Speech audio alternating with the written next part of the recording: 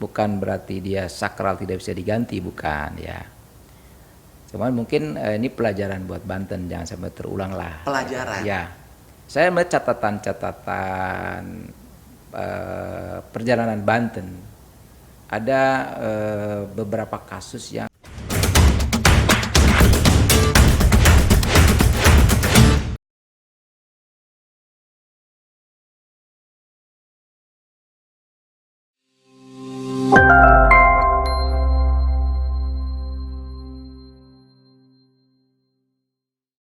Assalamualaikum warahmatullahi wabarakatuh. Bertemu lagi dengan saya Yadi Jaya Santika dalam podcast Kabar Banten. Kali ini podcast kita kerjasama dengan fraksi di DPRD Provinsi Banten.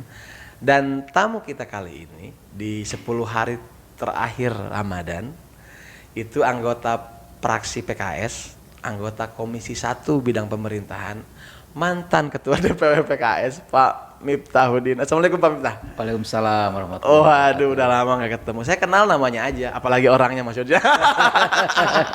Iya. Pak Miftah sehat? Alhamdulillah sehat. Udah lama kita gak ngobrol ya? Ya. Udah ya satu periode kepala daerah kayaknya. Iya. Pak Miftah, tadi saya sampaikan Pak Miftah kita undang sebagai fraksi PKS dan kalau kita tidak salah anggota Komisi 1 Ya. Pemerintahan. Inilah komisi DPRD Banten menurut saya yang paling banyak tugasnya menurut saya di tengah pemerintahan sekarang. Saya ini kalau udah bicara pemerintahan Pemprov Banten, dan kita tahu bahwa hanya hitungan hari mungkin ya. Pak WH dan Pak Andika selesai masa jabatan. periodenya habis. Ya. Hebatnya Pak Miftah dan Dewan nggak habis ya? Nggak habis. Masih. Tapi tetap harus mengawal pemerintahan. Iya betul. Nah Pak Miftah, catatan Pak Miftah selama jelang habis WH Andika ini, apa aja sih soal yang terjadi di pemerintahan dan evaluasinya apa sih menurut Pak Miftah? Baik, terima kasih. Assalamualaikum Serius, warahmatullahi saya. wabarakatuh. Pak Yadi, terima kasih atas kesempatannya. Ya, kita ucapkan dulu selamat menjalankan ibadah puasa. Semoga kita amal ibadah kita di puasa ini diterima oleh Allah Subhanahu wa taala. Amin. Langsung ke fokus ya. Betul. Memang gubernur dan wakil gubernur akan berakhir 12 Mei. 12 Mei. Ya, tinggal hitungan Minggu lah ya. Minggu ya, 2 minggu. Saya kira beberapa catatan penting untuk Banten ini adalah dari saya gitu ya. Mungkin ini periode kepala daerah yang tidak full menurut saya, karena ada setahun setengah atau mungkin hampir 2 tahun karena COVID ya. Oh iya. Ya, Nggak normal artinya. Nggak normal ya. Dan normal karena 2 tahun menurut saya fokus anggaran kepada penyelesaian masalah COVID ya. Tidak kepada target-target pembangunan yang disandangkan oleh gubernur dan wakil gubernur gitu. Betul. Itu maka PR menurut saya pertama adalah kalau sukses ya, saya kira dengan situasi COVID begini, gubernur dan wakil gubernur banyak menyelesaikan infrastruktur ya. Contoh misalkan jalan itu hampir 100% ya. Jalan, infrastruktur jalan. Kemudian rumah sakit sudah selesai dibangun. Lagi COVID masih sempat bangun stadion misalnya. Stadion ya sudah selesai, rumah sakit 9 lantai begitu kan. Secara kalau infrastruktur ya hampir relatif menurut saya ini tercapai. Ya. Tapi memang ada indikator ekonomi menurut saya yang masih tertinggal ya. Indikator ekonomi, kemudian reformasi birokrasi yang juga masih ketinggalan. Kalau indikator ekonomi menurut saya mungkin peranannya tidak hanya kepada Pemprov ya.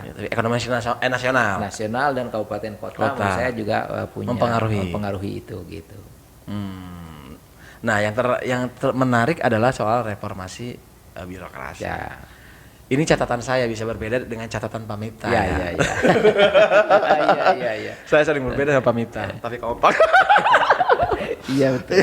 Ya, jadi begini Pak Miftah. Kalau Ya. saya lihat memang di awal-awal pemerintahan WH, salah satu yang menjadi sorotan itu justru reformasi birokrasi. Ya. Ketika lelang open bidding atau lelang jabatan dibuka, orang sudah bisa menebak loh siapa pemenangnya. Itu yang pertama saya lihat. Dan benar, saya sering. Iya. Lalu kemudian di ujung masa jabatannya ramai kemudian soal sekda Banten. Dan kita sudah tahu bersama sekarang sudah bekerja lagi. Nah, apa sebenarnya yang terjadi dalam menurut Pak Miftah ya dalam pemerintahan di WH Andika ini? Ya, menurut saya sih memang saya kira mungkin pemerintah itu pengen punya tenaga yang mumpuni ya, profesionalisme di bidangnya begitu. SDM kita ya. Nah, saya kira tantangan kita di Banten adalah menyiapkan SDM kita. Kalau dari sisi kedekatan dengan ibu kota, kita sangat dekat. Harusnya kita punya SDM yang bagus gitu ya. Harusnya punya SDM yang bagus. Bagus harusnya. Sekarang maksudnya bagus. Ya kalau bagus saya kira nggak ada robak-robakan. Iya. Ya. Flat aja gitu ya. Ya. Karena birokrasi ini penting ya. Betul, mesin pembangunan kita ya. Ya faktanya masih banyak yang ditangkap. Betul. Ya kan. Profesionalismenya masih kita harus perbaiki menurut saya kan gitu. Mindset harus dirubah. Tapi menurut saya selama saya di DPRD hampir 10 tahun lebih ya, 10 tahun, hampir 12 tahun, saya melihat memang ada perubahan yang signifikan dari mindset ASN kita, birokrasi kita. Berubah perlahan gitu ya? Ya, cuma memang belum. Waktunya nggak cukup mungkin ya untuk sampai pulang. Iya, jangan lama-lama menurut saya. Jangan lama-lama. Para birokrat harus segera merubah mindset ya, menjadi pelayan publik begitu. Ya, bukan pelayan untuk dirinya, tapi menjadi pelayan publik gitu. Nah, kalau kita lihat dalam 5 tahun satu periode ini sudah beberapa kali mutasi ya pejabat baik eselon 3 maupun 4 sampai eselon 2. Nah, Pak Miftah, sebetulnya kalau kita lihat dari Pak Miftah tadi bilang 10 tahun lebih bahkan di DPRD Banten. Dalam kurun waktu itu sebetulnya seperti apa sih birokrat di Banten atau format yang sebetulnya yang dibutuhkan oleh Banten berkaitan dengan reformasi birokrasi? Ya pertama gini, rekrutmen ya, rekrutmen ASN sekarang saya kira udah lebih baik ya, karena tidak ada lagi yang titipan ya ASN. Artinya material ke depan saya kira akan lebih bagus ya. Kedua, transparansi ya, transparansi menjadi penting. Kualifikasi itu dari situ ya, transparansi masuk nggak kualifikasinya, dan Pemprov harus konsisten ya. Kalau memang tidak masuk dalam kualifikasi ya nggak bisa gitu ya. Yang ketiga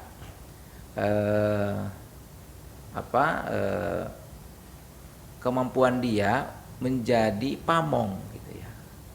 Pamong. Saya udah lama nggak dengar kalimat pamong. Iya, pamong. Ya, birokrat itu pamong gitu. Jadi dia melayani publik, melayani masyarakat. Dia bekerja untuk publik gitu. Sebenarnya pembantu masyarakat. Iya, pembantu dia.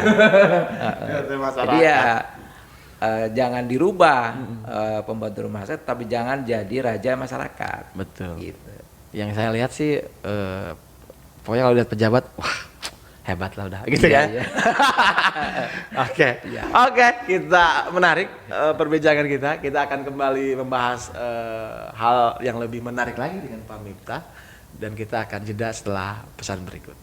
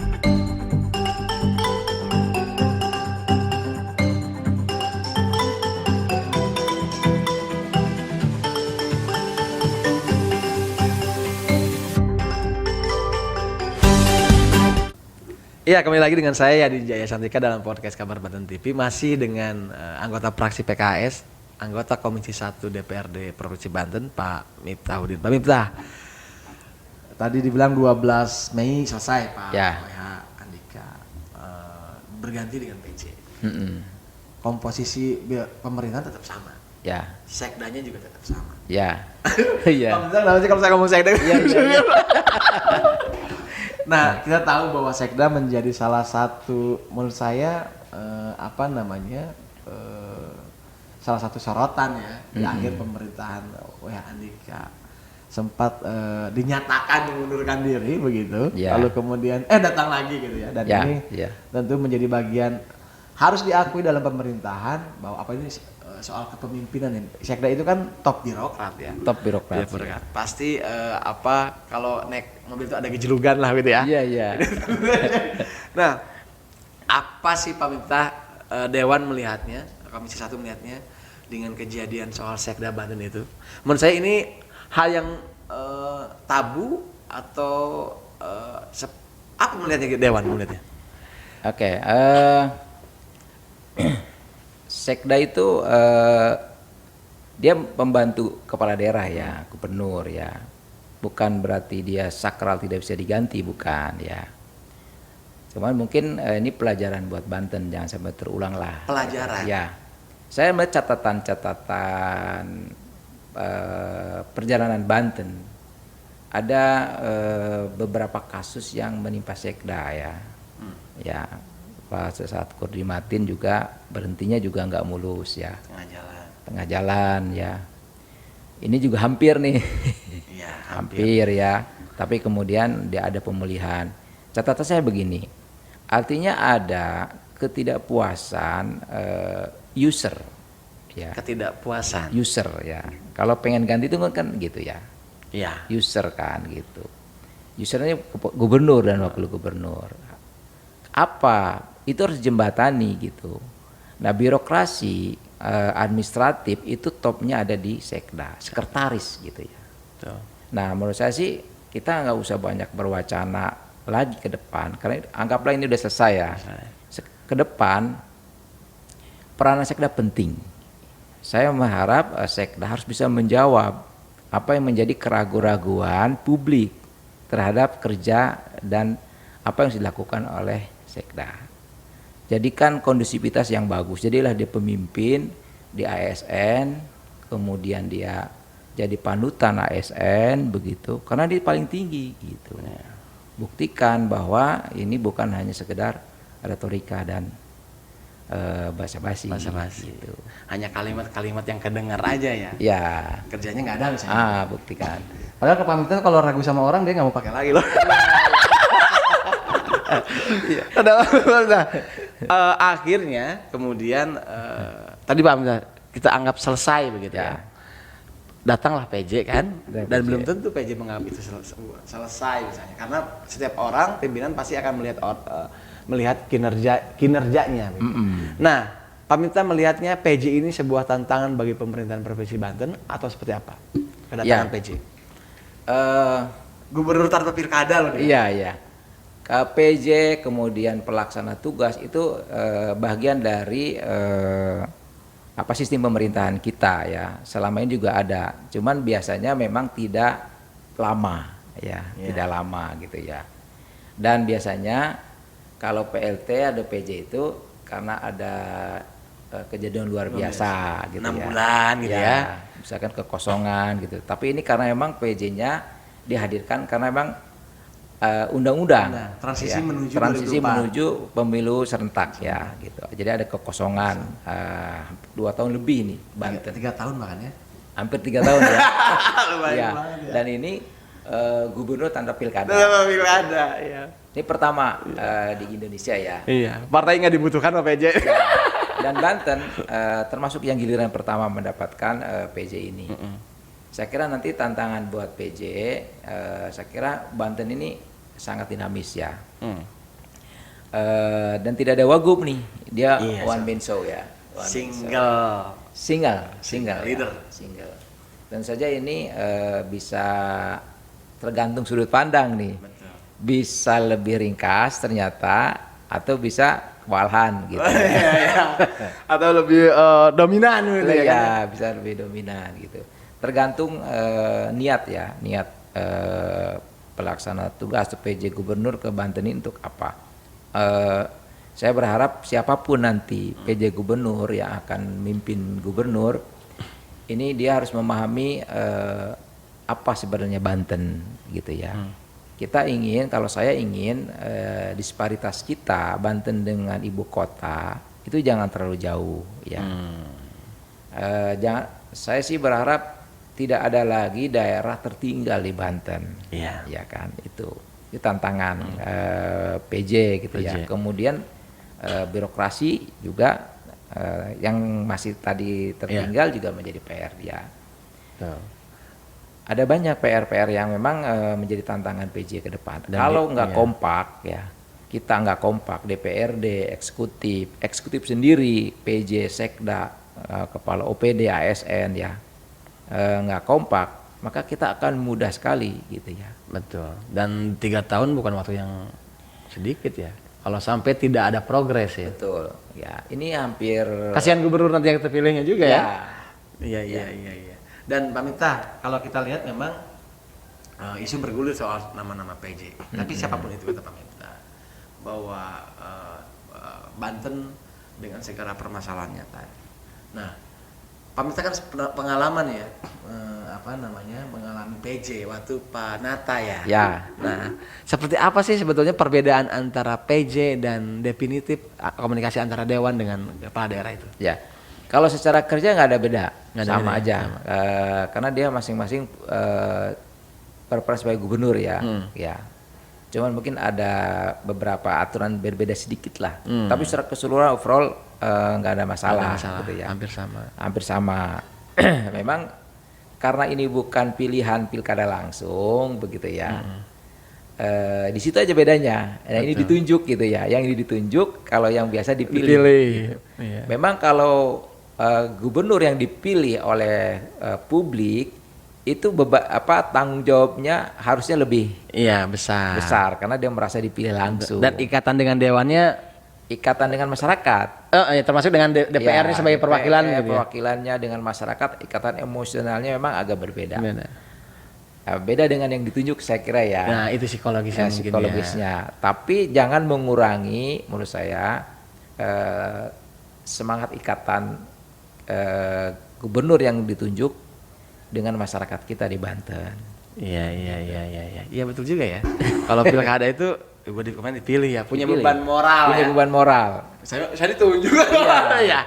Dan itu peran DPRD mungkin ya. Peran DPRD. Lebih. Nah, DPRD harus berperan menurut saya. Iya. Baik. Kita makin menarik, tapi Pak Miftah makin ingin mengatakan banyak hal. Tapi kita jeda setelah pesan berikut.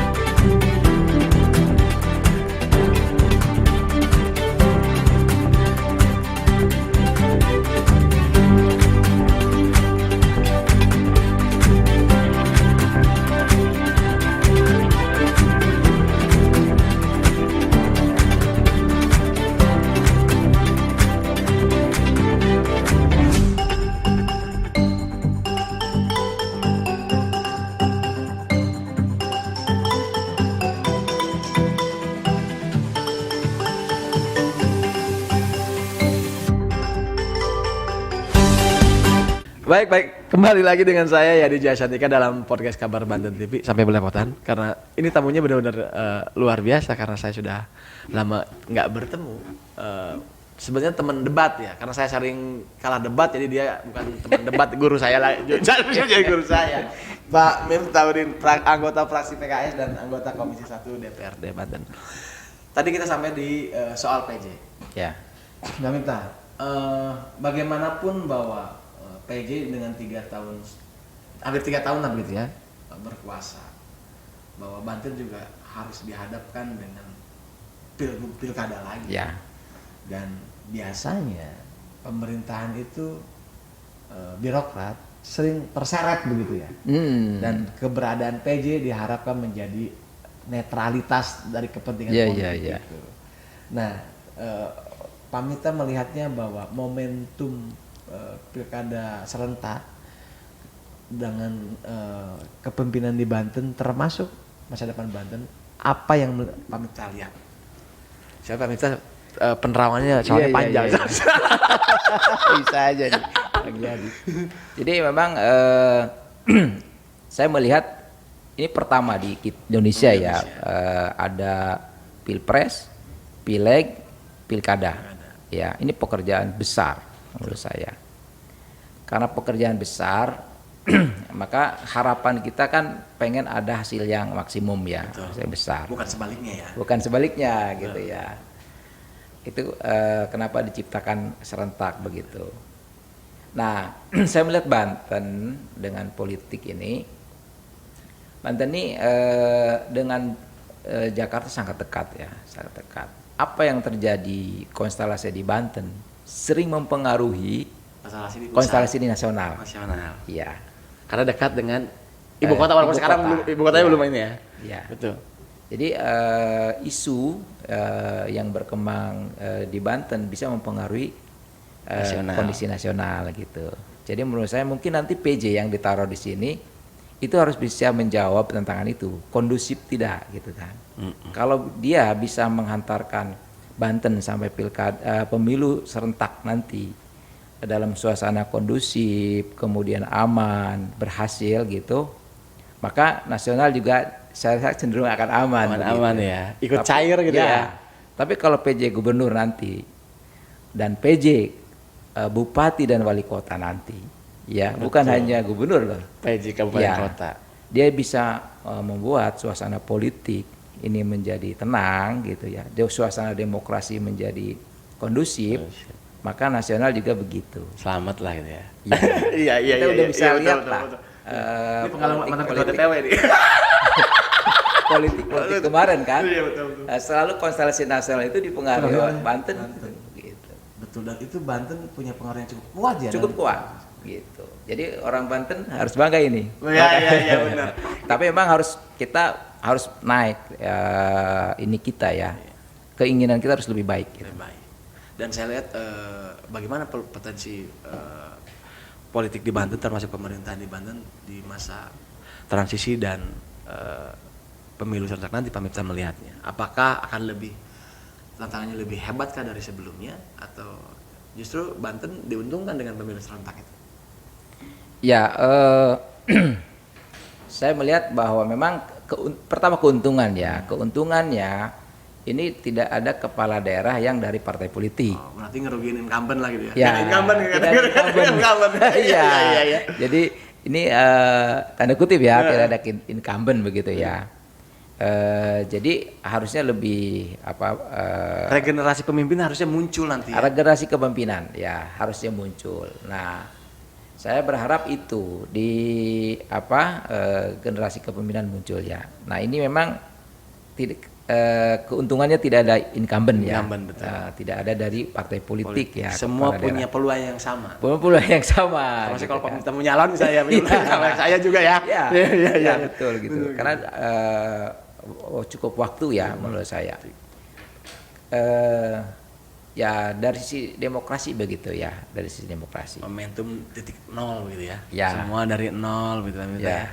Dan kalau kita lihat dari sisi pembangunan dan di Banten, Pak Miftah, apa sih yang menurut Pak Miftah kalau kita lihat APBD Banten ya, Ya. yang mencapai 12 triliun. Ya, Saya nggak tahu kalau ya. yang kemarin Ya, sekitar juga 11-12 ya. Sebetulnya seperti apa sih progres yang sebanding kalau kita lihat, kalau orang sering membanding-bandingkan Banten dengan daerah lainnya yang umurnya sama, tapi kan APBD-nya beda. Ya. Nah, dalam konteks itu Banten sebetulnya sudah dalam progres mana sih? Sudah on the track atau belum sih sebetulnya? Kalau dilihat APBD dan Iya. Umurnya ya? Ya. Ya kalau menurut APBD sih, menurut saya dia termasuk yang bagus ya. Banten termasuk yang cukup bagus karena ada juga sebagian diambil kabupaten kota ya. Betul. Kalau kita total dengan kabupaten kota cukup besar ya. Tinggal sebetulnya yang perlu dikuatkan adalah sinergi provinsi dengan kabupaten kota. Ini PR lama nih ya? Ya, iya, yang memang ini kelihatannya masih harus diperbaiki lah ya. Oh, iya. Apa Apa persoalannya sih Pak itu? Saya sering melihat gini, ini mindset lama ya. Ekosektoral. Ya kesannya gini, kalau jadi kepala daerah itu kayak raja kecil. Oh, ya ada yang bisa mengatur saya juga gitu. raja gitu ya. Ya, itu mindset lama. Sebetulnya mereka dipilih bukan untuk jadi raja, tapi untuk melayani kita gitu. Tapi kadang nggak tahu tuh yang memulai siapa, apa mereka sendiri apa masyarakat. Yang menjadikan dia raja kan gitu. Akhirnya gubernur merasa juga begitu, punya wilayah, bupati, wali kota punya wilayah begitu. Kemudian sering ada ego. Yang korban ya kita, masyarakat gitu. Nah kalau ini betulan gitu ya, punya ikatan batin yang kuat di Banten, sama-sama untuk membangun Banten, sebenarnya nggak ada yang mustahil. Betul. Itu Kang Yadi. Saling menguntungkan harusnya. Saling menguntungkan gitu. Kan saling menjaga-jaga gitu ya. Iya. Dan mudah-mudahan ke depan nggak ada lah. Pemilu serentak 0 ya. Iya. Dan Pak Miftah, pertanyaan terakhir. Sudah dengarkah siapa PJ Gubernur Banten, Pak Miftah? Saya belum dengar. Belum dengar. Iya. Belum Tapi punya bocoran. Belum bocoran ya. Iya. Dan kalau bicara tentang tadi Pak Miftah tantangan ke depan, kalau boleh saya tanya, sebenarnya PJ yang dibutuhkan Banten senior kah atau masih muda? Pak Miftah melihatnya. Memilihnya kalau disuruh milih. Saya sih nggak pernah lihat senior junior ya. Kalau senior juga lambat ya ngapain gitu kan? Iya gitu kan. Tapi yang dia adalah mau memahami kondisi Banten, satu, ngerti ya apa harus dilakukan gitu. Kemudian dia menyelesaikan PR-nya cepat lah, progresif lah. Betul. Ya. Jiwanya harus seperti jiwa kepala daerah yang dipilih rakyat ya. Ya. Karena nanti terlalu banyak kompromi bahaya. Bahaya. Iya. Kepentingannya pembangunan, ya pembangunan nggak jelas jadinya apa. Baiklah Pak Miftah, sudah apa? Nggak kerasa ya. Kalau ngobrol sama Pak Miftah memang nggak kerasa, tahu-tahu nanti buka aja kita. Iya. Dan terima kasih banyak ini. Mudah-mudahan nanti kalau diundang, Insya Allah. Asik kan ya. Kang Yadi harus datang kan. Jadi saya juga kalau sama Pak Miftah suka lupa gitu ya, lupa sebagai host. Kita kalau ngomong di luar nih bisa berjam-jam. Sampai tutup kita terus aja ya. Sampai tutup warung ya. Oke lah Pak Miftah, sukses. Terima kasih. Mudah-mudahan Pak Miftah ke depan baik di politik, keluarga, kesehatan sebagainya sukses. Amin. Dan salam buat teman-teman ya. Teman-teman Pak Miftah. Yes. Baiklah pemirsa Kabar Banten TV, demikianlah podcast kita kali ini dengan anggota fraksi PKS, anggota Komisi 1 Bidang Pemerintahan Pak Miftahuddin. Terima kasih banyak. Wassalamualaikum warahmatullahi wabarakatuh. Assalamualaikum warahmatullahi wabarakatuh.